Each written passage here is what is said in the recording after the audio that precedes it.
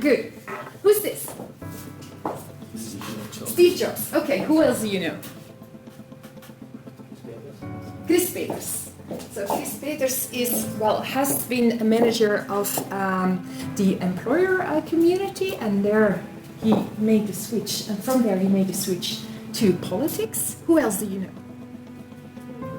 Bill Gates, yes, manager of Microsoft, yeah, or founder of Microsoft, yes. Who else?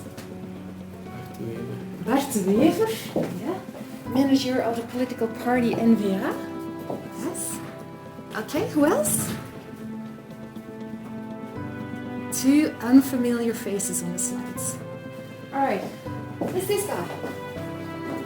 You've seen him in who saw the news yesterday? Okay, only one. I hope that during the semester those hands are going up a little bit more. Who's that guy? You all have to know him because you all have to deal with him.